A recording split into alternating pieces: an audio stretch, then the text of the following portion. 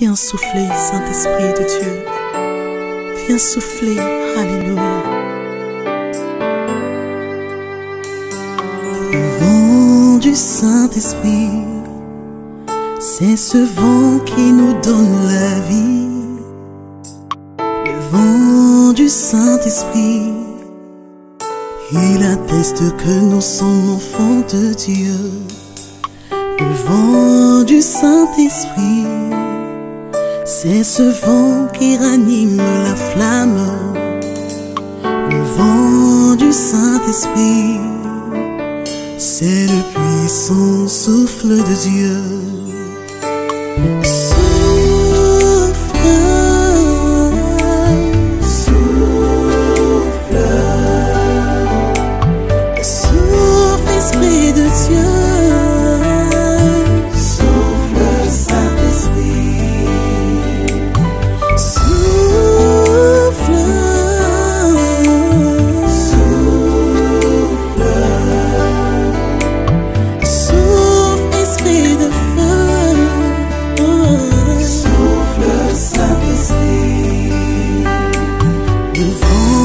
Saint-Esprit, c'est ce vent qui nous donne la vie. Le vent du Saint-Esprit, il a... Shalom à vous tous mes bien-aimés. Je vous salue dans le beau et précieux nom de Jésus-Christ.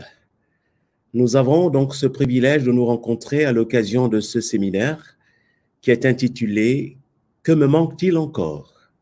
C'est une question qui est posée, que nous devons nous poser. Mais avant que de commencer mon intervention, je voudrais présenter à notre Dieu une chanson que lui-même m'a révélée.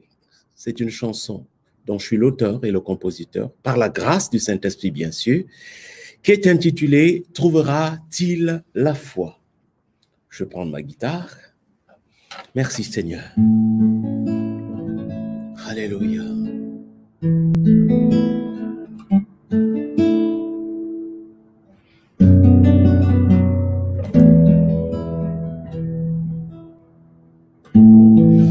Quand le Fils de l'homme viendra, trouvera-t-il la foi? Quand le Fils de l'homme viendra, trouvera-t-il la foi? Quand le Fils de l'homme viendra, trouvera-t-il la foi? Quand le Fils de l'homme viendra, qu'en sera-t-il de ma foi? Quand le Fils de l'homme viendra, trouvera-t-il la foi? Quand le Fils de l'homme viendra, trouvera-t-il la foi? Quand le Fils de l'homme viendra, trouvera-t-il la foi? Quand le Fils de l'homme viendra, qu'en sera-t-il de ma foi? Je m'accroche à toi, malgré mes faiblesses, et je compte sur ton esprit pour me fortifier. Je m'accroche à toi, l'ami fidèle, tu n'abandonnes jamais tes amis dans la tempête. Quand le Fils de l'homme viendra, trouvera-t-il la foi? Quand le Fils de l'homme viendra, trouvera-t-il la foi? Quand le Fils de l'homme viendra, trouvera-t-il la foi? Quand le Fils de l'homme viendra, qu'en sera-t-il de ma foi? Qu'en sera-t-il de ma foi, Seigneur? Je m'accroche à toi, malgré les soucis. Je veux voir le Fils de Dieu dans toute sa splendeur. je m'accroche à toi, le prince de paix. Tu apaises toutes mes craintes et je suis rassuré. Je m'accroche à toi, malgré les épreuves. Je m'appuie sur tes promesses pour gagner des victoires. Je m'accroche à toi, le rocher des siècles. Tu veilles sur ta parole, je sais que tu es là. Alléluia. Hosanna au fils de David. Alléluia. Alléluia.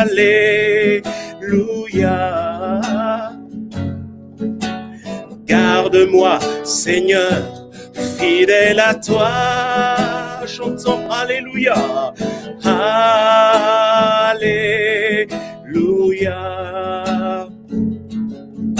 Hosanna au fils de David. Alléluia. Alléluia. Garde-moi, Seigneur, fidèle à toi. Quand le Fils de l'homme viendra, trouvera-t-il la foi?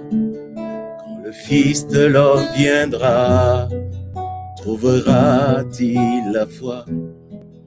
Quand le Fils de l'homme viendra, trouvera-t-il la foi? Quand le Fils de l'homme viendra, qu'en sera-t-il de ma foi? Seigneur, soutiens la foi de tes serviteurs, de tes servantes et de tes enfants à travers les nations de la terre. Que l'honneur, la gloire et la puissance te reviennent à toi seul, qui nous révèle toutes ces choses, au nom de Jésus-Christ. Alléluia. Bienvenue à vous tous qui vous connectez. Bienvenue à vous qui vous joignez à ce séminaire qui est intitulé « Que me manque-t-il encore ?»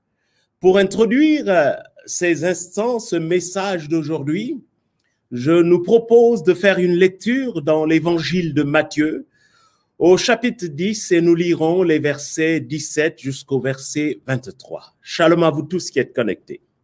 Alors je lis la parole de Dieu dans Marc, c'est Marc 10, au verset 17 jusqu'au verset 23. Comme Jésus se mettait en chemin, un homme accourut et se jetant à genoux devant lui, « Bon maître, lui demanda-t-il, que dois-je faire pour hériter la vie éternelle ?» Jésus lui répondit, « Pourquoi m'appelles-tu bon?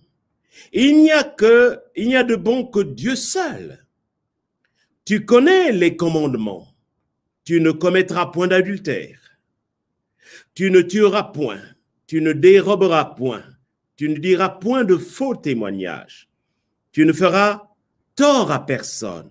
Honore ton père et ta mère. » Il lui répondit, « Maître, j'ai observé toutes ces choses dès ma jeunesse. » Jésus, l'ayant regardé, l'aima et lui dit, « Il te manque une chose.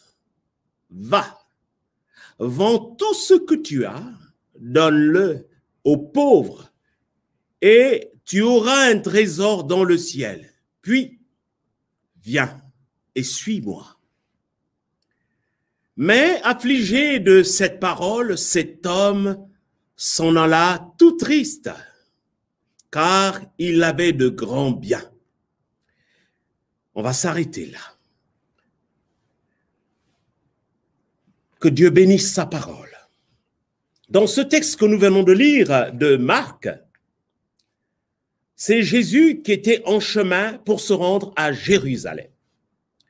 Et là, sur le chemin, un jeune homme que la Bible qualifie de jeune homme riche, courait après Jésus et dès qu'il l'a rejoint, il s'est mis à genoux aux pieds de Jésus-Christ. Il a appelé Jésus-Christ bon maître, un signe de grand respect vis-à-vis de Jésus-Christ. Première chose que fit ce jeune homme riche, il se jeta à genoux aux pieds de Jésus-Christ. N'est-ce pas merveilleux? Deuxième acte qu'il va poser, il va appeler Jésus bon maître. Troisième acte qu'il va poser, il demande à Jésus-Christ ce qu'il doit faire pour hériter la vie éternelle. N'est-ce pas merveilleux? Au fond de lui, il y a un désir, c'est de savoir comment, ce qu'il doit faire, quel acte devrait-il encore poser pour hériter de la vie éternelle. Nous pouvons donc aisément constater que ce jeune homme fait cette démarche avec sincérité, en laissant parler son cœur. Il est sincère dans sa démarche. Il se jette aux pieds de Jésus-Christ, appelle Jésus bon maître et lui pose une question essentielle, une question déterminante. Que dois-je faire pour hériter la vie éternelle? N'est-ce pas merveilleux tout ceci?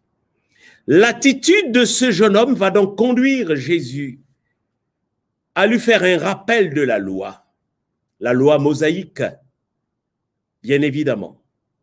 Après que Jésus eut fait ce rappel de la loi, ce jeune homme qui était serein, il était serein.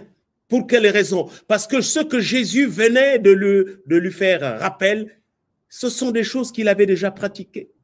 Il jubilait à l'intérieur de lui-même et il va répondre à Jésus en ces termes, au verset 20 de Marc. « Maître, j'ai observé toutes ces choses depuis ma jeunesse. » Il dit à Jésus que tout ce qu'il vient d'entendre, c'est des choses qu'il a déjà observées depuis sa jeunesse.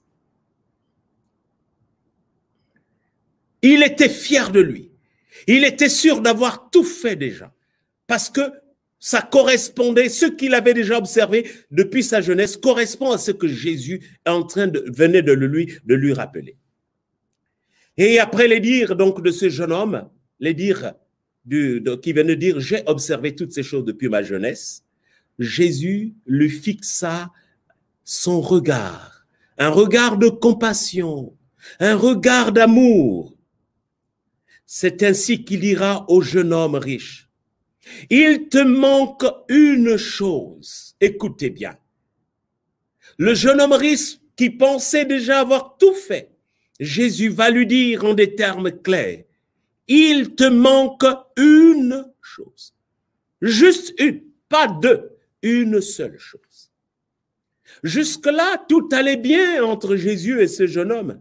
Mais après cette phrase, il te manque une chose, suivi de l'ordre de vendre tout ce qu'il possédait. Dans quel but? Pour le distribuer aux pauvres.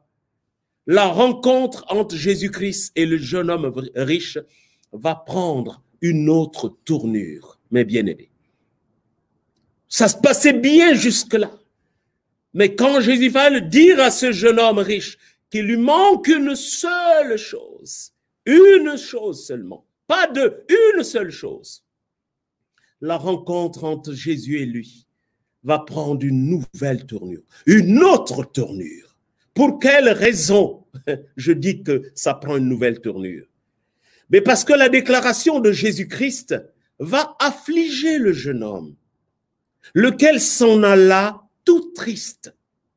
Triste, pour quelle raison? Parce que Jésus va lui dire, vends tout ce que tu possèdes, distribue-le aux pauvres, et tu auras un héritage éternel au ciel.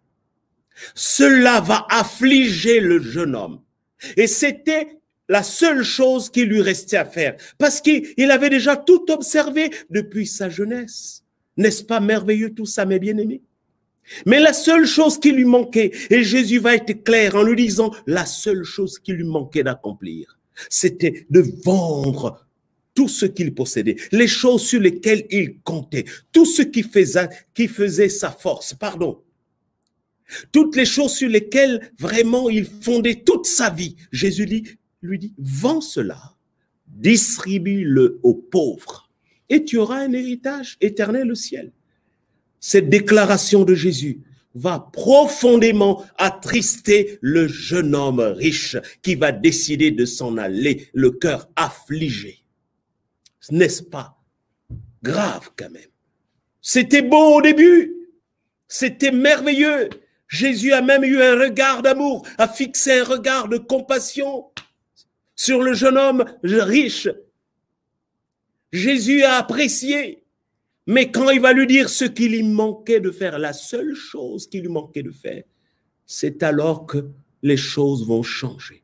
Ce jeune homme riche, son cœur va être attristé. Il va être affligé et va décider de quitter Jésus. Souvenez-vous que c'est le même jeune homme qui courait après Jésus, qui voulait rattraper Jésus qui était en train de marcher en direction de Jérusalem. Le même jeune homme riche qui s'était prosterné aux pieds de Jésus-Christ. Le même jeune homme qui avait décidé de poser une question importante à Jésus, du style, que faut-il faire pour hériter de la vie éternelle? C'est ce même jeune homme qui va être attristé et qui va décider de quitter Jésus-Christ, qui va refuser de répondre à l'appel de Jésus-Christ. C'est un appel que Jésus était en train de lui adresser, de la même façon qu'il avait adressé l'appel aux 12, donc les apôtres, que vous connaissez dans la Bible. De la même façon que Jésus-Christ a dit au jeune homme qu'il lui manquait quelque chose, malgré son observation de la loi depuis son jeune âge, cette même déclaration s'adresse à chacun d'entre nous, s'adresse à son Église aujourd'hui, dans ces temps de la fin. D'où le thème de ce séminaire, que me manque-t-il encore? En deux termes, que manque-t-il encore à faire pour hériter de la vie éternelle? Cette question que nous nous posons lorsque nous pensons avoir tout fait pour hériter le royaume de Dieu, c'est une question que nous devons encore nous poser. Parce qu'il semble bien que Jésus est capable de nous dire au dernier moment qu'il nous manque une chose. Parce que c'était à la plus grande surprise de ce jeune homme. Il était sûr d'avoir tout fait, d'avoir tout observé, d'avoir déjà fait ce qui convient. Il était sûr que Jésus n'ajouterait rien. Mais à son plus grand étonnement, Jésus va sortir la dernière carte. Hé, jeune homme, écoute-moi bien, il te manque une chose à faire. Vends tous tes biens et distribue-les. Et la Bible précise que c'est qu'il avait de grands biens. Il était riche. Pour revenir un temps soit peu, encore dans l'histoire de ce jeune homme riche, j'ai la conviction que ce dernier pensait qu'il pouvait, auprès de Jésus, acheter avec ses biens la vie éternelle. Non, cela n'était pas possible. De vous à moi, nous savons tous que la vie éternelle ne s'obtient pas par l'argent, mais elle s'obtient par la foi. Comme nous le dit Acte 4, verset 12, « Il n'y a de salut en aucun autre, car il n'y a sous le ciel aucun autre nom qui ait été donné parmi les hommes, par lequel nous devions être sauvés. » Ce nom, c'est Jésus-Christ de Nazareth. Et c'est par la foi seulement que nous pouvons être sauvés. Ce jeune homme riche qui voulait hériter de la vie éternelle, en utilisant ses moyens, l'a vite compris quand Jésus lui a demandé de se débarrasser, de vendre ses biens. Sa zone de confort, c'était sa richesse. Jésus va proposer à ce jeune homme de sortir complètement de sa zone de confort, de distribuer, de vendre ses biens et distribuer ce qu'il devait avoir aux pauvres. Il est sorti de sa zone de confort. Il s'est senti en danger. Il a dit non, Jésus, continue ton chemin. Moi aussi, je continue le mien. Et dans Actes des Apôtres, au chapitre 16, verset 31, il est aussi écrit Crois au Seigneur Jésus et tu seras sauvé, toi et ta famille. C'est seulement en croyant au Seigneur Jésus que nous pouvons être sauvés. Le jeune homme riche ne l'avait pas compris. C'est pour cela qu'au début donc de ce message, j'ai chanté ce cantique que j'ai reçu de la part du Seigneur lors d'une retraite. Et le titre de ce cantique, c'est « Trouvera-t-il la foi ?» C'est une question que Jésus s'était posée de son vivant.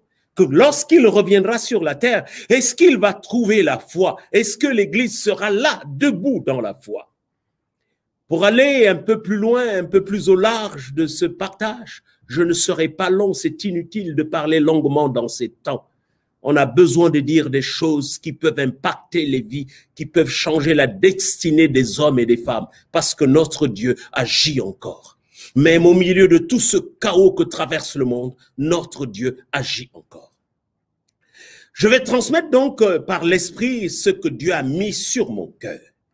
Il y a des actes que nous posons de façon volontaire. Et c'est souvent que nous posons ce genre d'actes. Des actes que nous posons de façon volontaire. Des actes volontaires. Suivez-moi bien. Mais il y a aussi des actes que nous posons à la demande de Dieu, à la demande expresse de Dieu. Je m'explique. Les actes volontaires, nous le faisons souvent de tout cœur. C'est une décision qui vient de notre propre cœur. C'est notre volonté qui a décidé. Et nous le faisons avec une telle facilité et souvent même avec empressement. Parce que ça nous intéresse, ça nous arrange.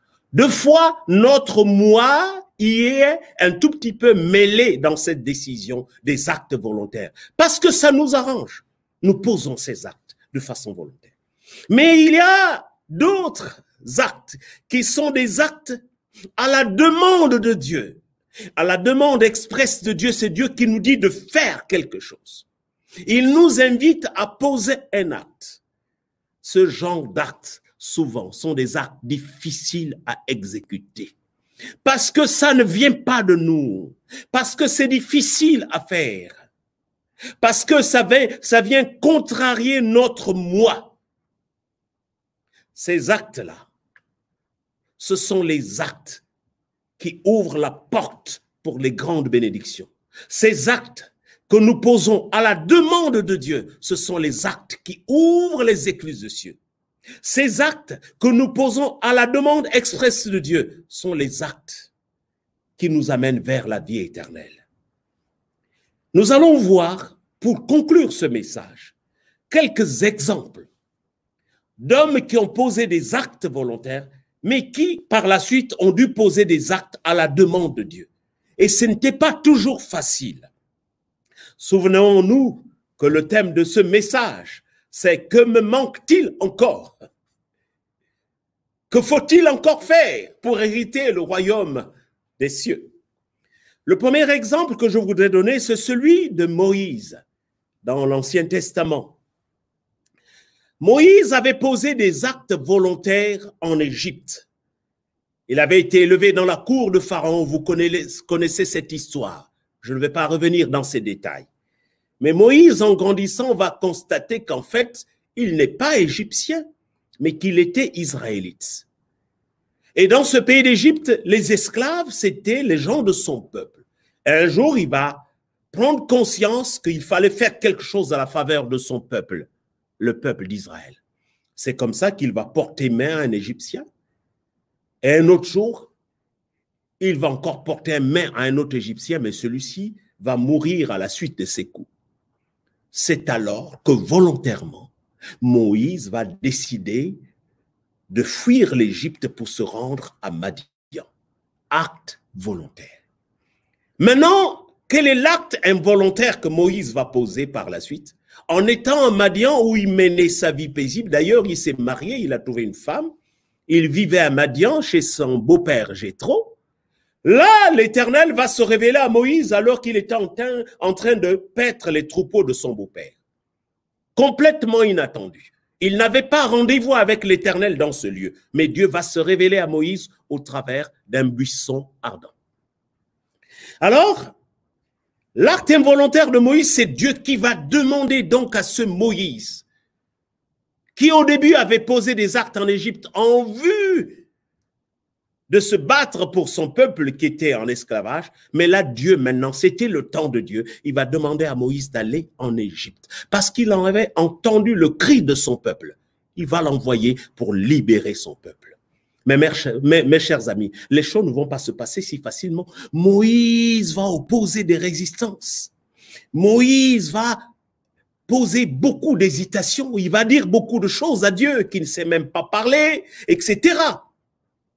Alors qu'on dit qu'il était instruit dans toute la sagesse de l'Égypte. C'est alors que Dieu va susciter son frère Aaron pour parler à sa place. Lui, Moïse, devait recevoir de la part de l'Éternel et l'interprète devait être Aaron.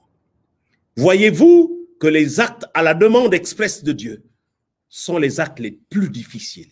Et nous sommes dans ces temps de la fin où Dieu va nous demander de poser ce genre d'actes pour attester notre foi vis-à-vis de lui. J'ai la foi, mais la foi sans les œuvres, elle est morte. Mais ces œuvres, souvent nous avons cru que ces œuvres, c'était nos actes volontaires que nous posons tous les jours. Nous pensions qu'il s'agit seulement de ces actes. Quand la Bible dit que la foi sans les œuvres, elle est morte, alors on a posé volontairement des actes, des œuvres, selon notre cœur. Non, il s'agit des œuvres et des actes selon le cœur de Dieu. Et souvent, ces actes sont les plus difficiles à exécuter. J'ai un deuxième exemple que j'ai tiré de la Bible, mes bien-aimés dans le Seigneur. C'est l'exemple d'Abraham. Il ne s'appelait pas encore Abraham, il s'appelait Abram. Dans Genèse chapitre 16. Alors, parce qu'il attendait le fils, la promesse que cela n'arrivait pas, lui et sa femme avançaient en âge, sur proposition de sa femme sa femme Sarai, qui va lui dire, mais comme on n'a pas d'enfant maintenant, tu vois maintenant qu'on prend de l'âge. Allez, vas-y, sors avec ma servante Agar, qui était une Égyptienne. Volontairement, Abraham acceptait d'aller sortir avec Agar, la servante de sa femme Sarai. Elle ne s'appelait pas à l'époque encore Sarah. C'était un acte volontaire de la part d'Abraham. Maintenant, on va voir un acte à la demande de Dieu, qui ne vient pas de la volonté d'Abraham. Dans Genèse 22, Dieu dit à Abraham, prends ton fils, ton unique, celui que tu aimes, Isaac, va-t'en au pays de Morija, et là, offre-le en holocauste sur l'une des montagnes que je te dirai. Ah, là, ça frappe au cœur. Là, ça fait mal. Dieu va toucher à ce qu'Abraham ne pouvait même pas penser offrir à Dieu. Il a attendu toute une vie pour avoir cet enfant, le fils de la promesse, Isaac. Son nom, Abraham, a été transformé en Abraham, le père d'une multitude de nations. Et voilà que Dieu vient vers cet homme avancé en âge pour lui dire, mais ton fils Isaac là, ton unique là, celui que tu aimes, alléluia. Souvent, Dieu vient toucher à ce que nous aimons pour voir si nous l'aimons en contrepartie. Il dit, ce fils que tu aimes, tu vas l'offrir en holocauste. L'offrande qui m'intéresse, c'est ce fils-là que tu aimes. Nous savons du reste que c'est Dieu qui a permis à ce fils de la promesse de venir au monde.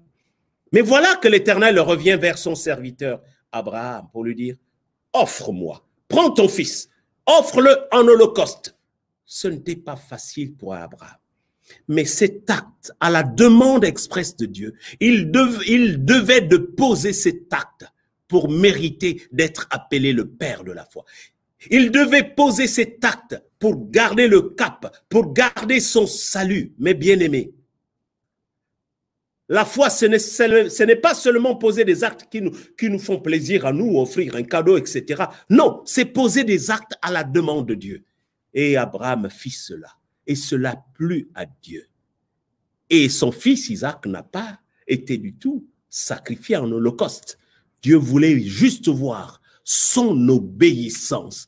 Obéissance à des actes que Dieu nous demande de poser, des actes difficiles à exécuter, des actes que très peu d'hommes acceptent de faire. Nous avons vu le cas du jeune homme riche. Il avait refusé et il est parti, il a abandonné Jésus-Christ. Et j'ai un dernier exemple, mes bien-aimés. Je vous ai dit que je ne serai pas long. Aujourd'hui, les gens sont tellement pressés. Il faut aller à l'essentiel. Troisième exemple, enfin, c'est celui de Naaman, le général syrien, qui se trouve dans 2 Rois, chapitre 5.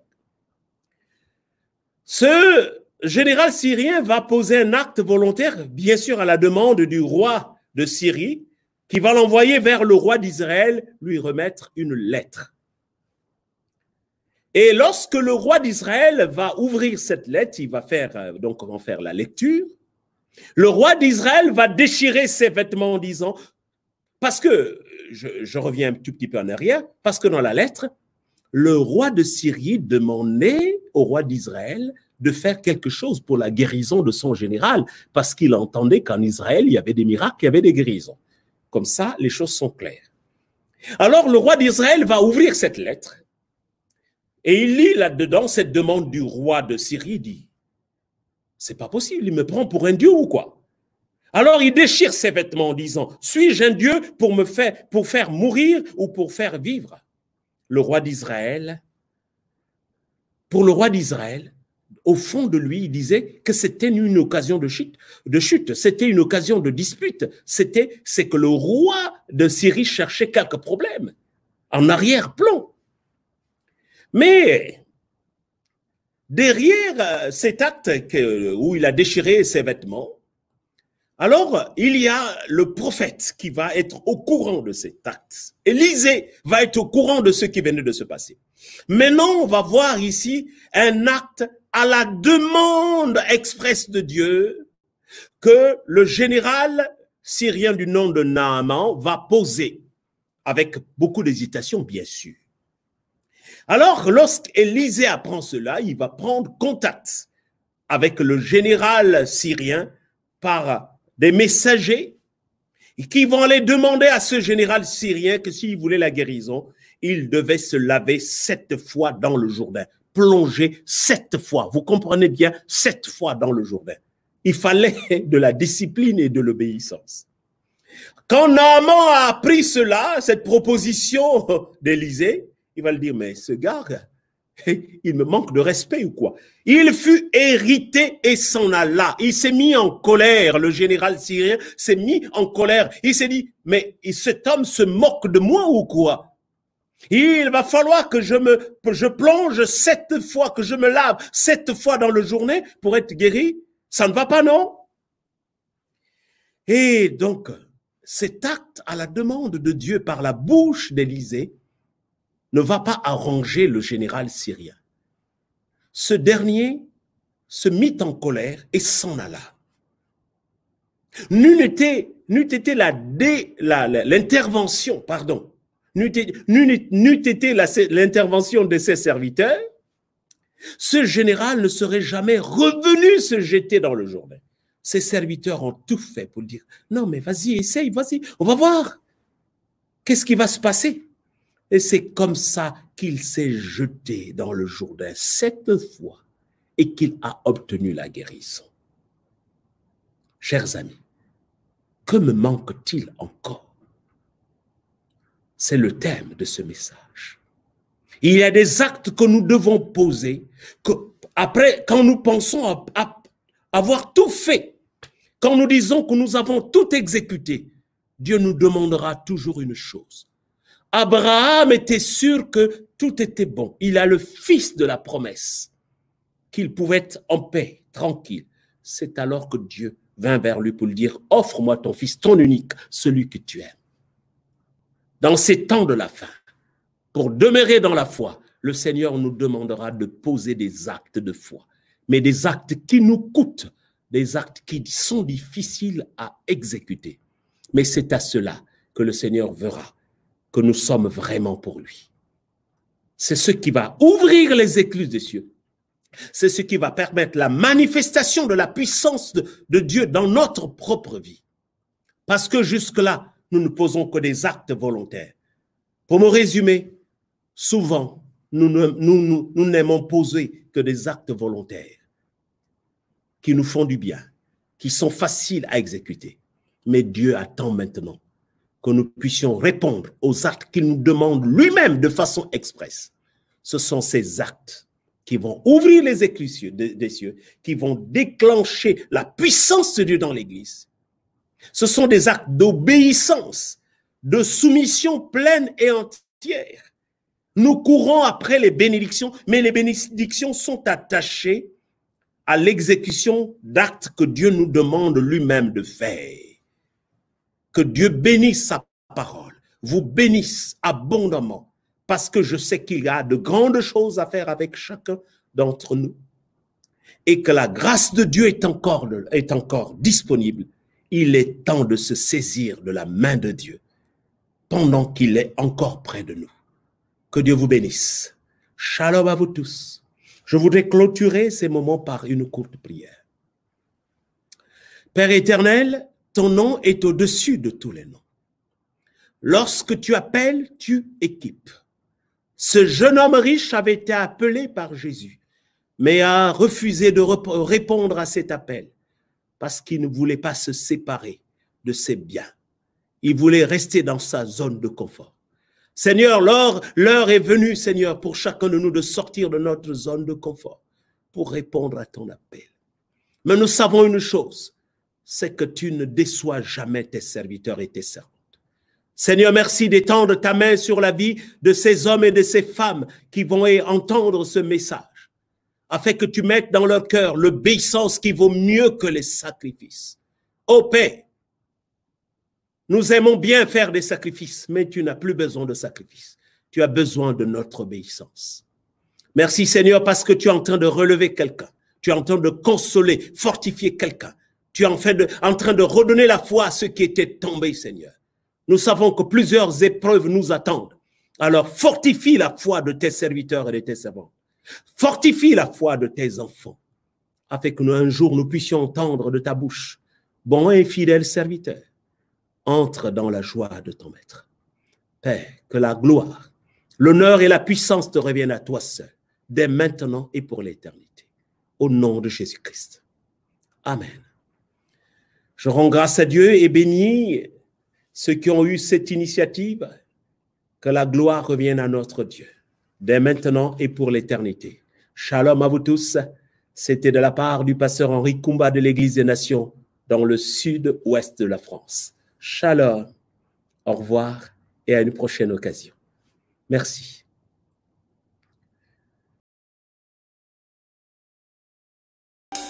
Viens souffler, Saint-Esprit de Dieu. Viens souffler, Alléluia. Le vent du Saint-Esprit, c'est ce vent qui nous donne la vie. Le vent du Saint-Esprit, il atteste que nous sommes enfants de Dieu. Le vent du Saint-Esprit, c'est ce vent qui ranime la flamme. Le vent du Saint-Esprit, c'est le puissant souffle de Dieu. Souffle,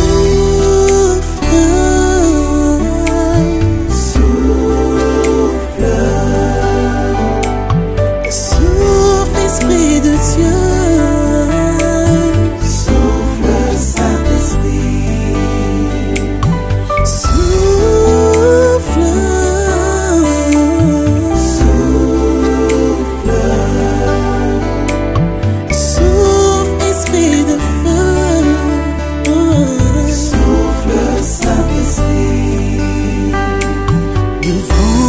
Saint-Esprit, c'est ce vent qui nous donne la vie. Le vent du Saint-Esprit,